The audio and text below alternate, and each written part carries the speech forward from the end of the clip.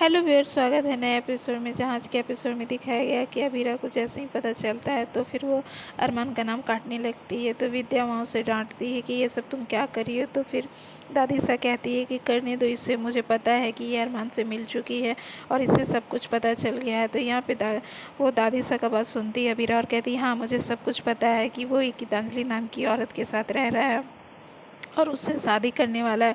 उसकी एक बच्ची भी है मायरा, उसे वो अपनी पुकी से भी ज़्यादा प्यार करता है। और कुछ आप बताएंगी? अब यही जानती थी ना दादी सा।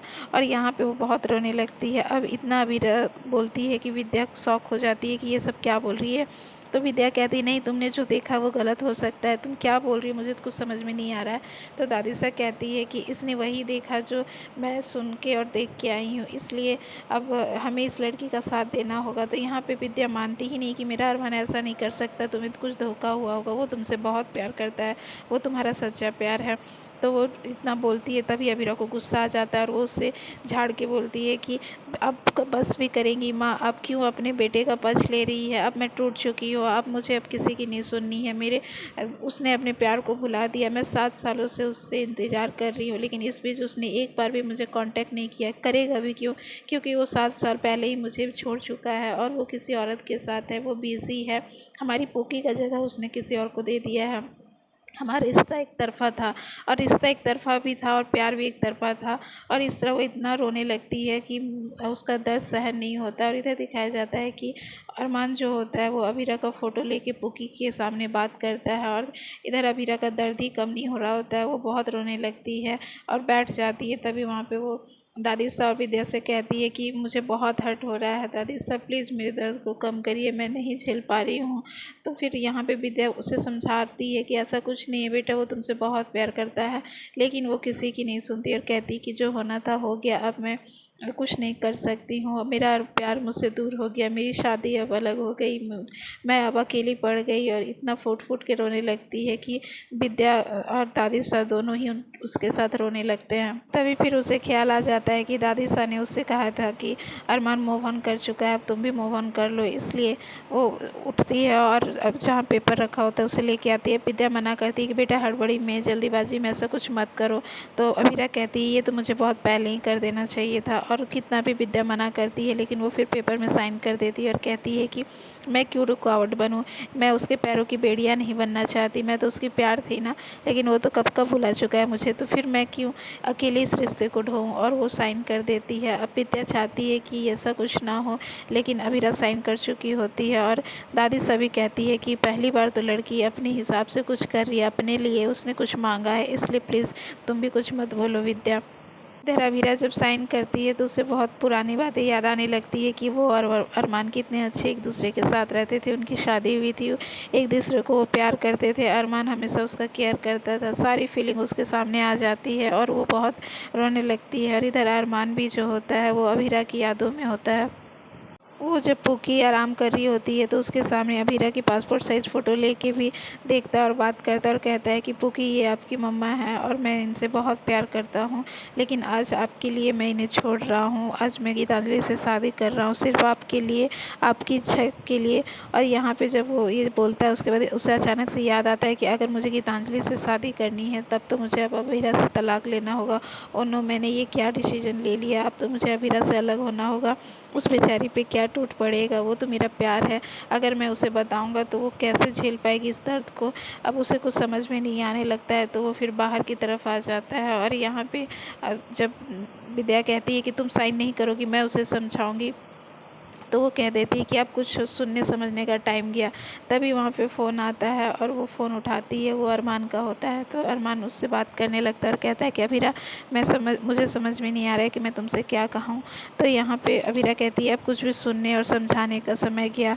तो वो कहता है कि शुरुआत कहाँ से करूँ, मैं तुम्हें कुछ बताना चाहता हूँ। तो वो कहती है कि अब कुछ भी शुरू नहीं करना है, जो कहानी थी वो अब अधूरी और ख़त्म हो चुकी है, इसलिए अब जो करना है वो अभी करना है, इसलिए मैं तुम्हारे लिए कुछ भेज रही हूँ, वो तुम्हारे लिए है।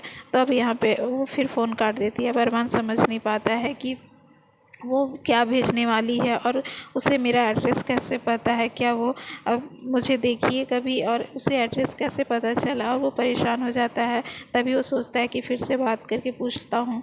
तभी वहाँ पे दादू आ जाते हैं और कहते हैं कि मायरा को होश आ गया, चलो वो बहुत बातें कर रही है, उसे अभी आराम की ज़रूरत है लेकिन वो सो ही नहीं रही है।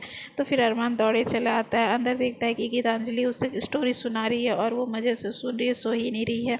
तो वो बहुत सारी कहानी सुनाती है। तब मायरा जो होती है वो कहती है कि ये सब गीतू पुराना है। फिर वो कहती है गीतू, मैंने कहा अच्छा सॉरी मम्मा, ये सब पुराना है, मुझे कुछ अच्छी स्टोरी सुनाइए। तब वहाँ अरमान भी आ जाता है और कहता है कि अभी सोने का टाइम हो गया है इसलिए आप सो जाइए, लेकिन वो सोती ही नहीं है।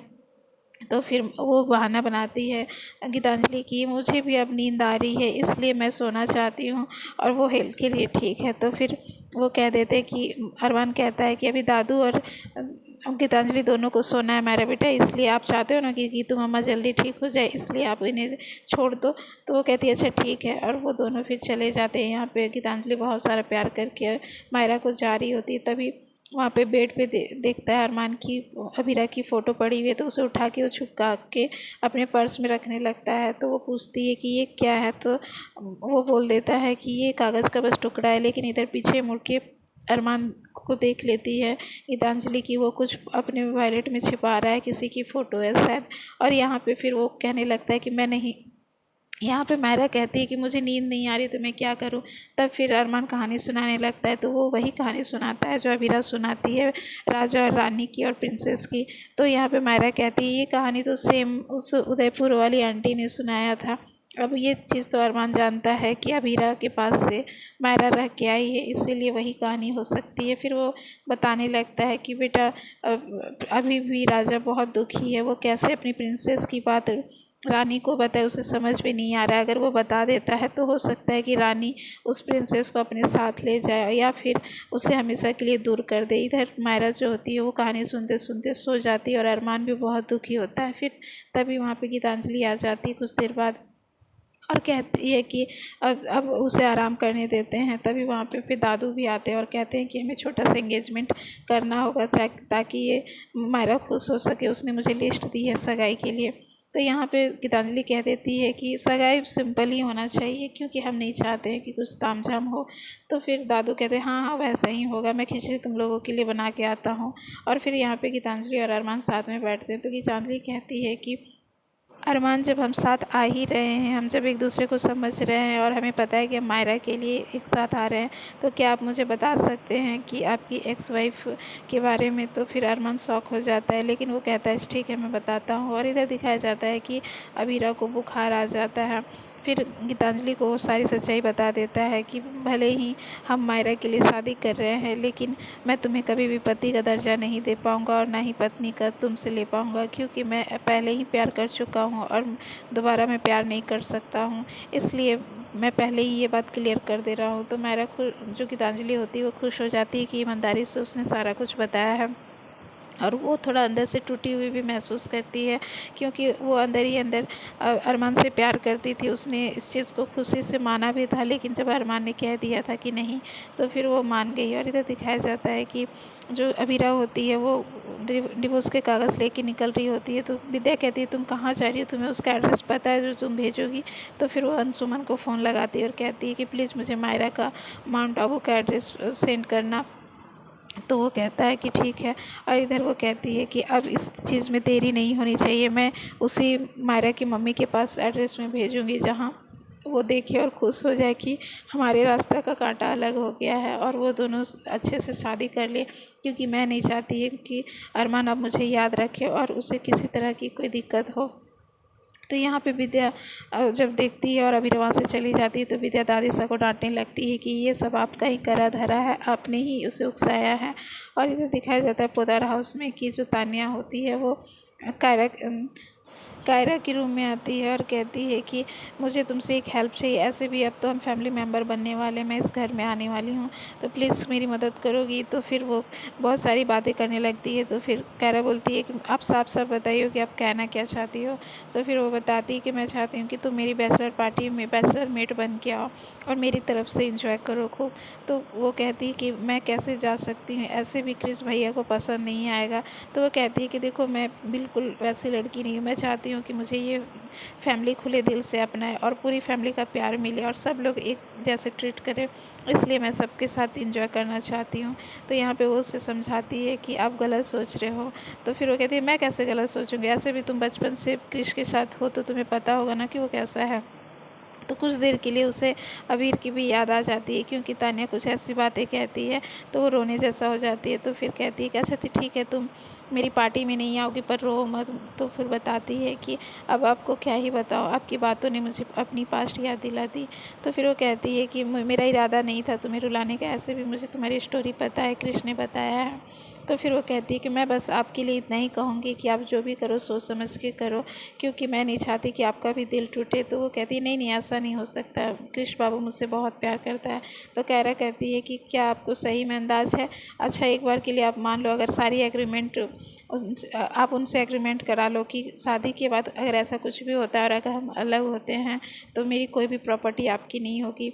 तो वो कहती है कि नहीं नहीं इसकी ज़रूरत ही नहीं पड़ेगी। तो कहती है फिर भी अगर वो आपसे बहुत प्यार करता है तो वो इस बात के लिए अब कुछ भी बात नहीं बोलेगा। तो फिर यहाँ पे अब तानिया डर जाती है कि कायरा सही भी बोल रही है।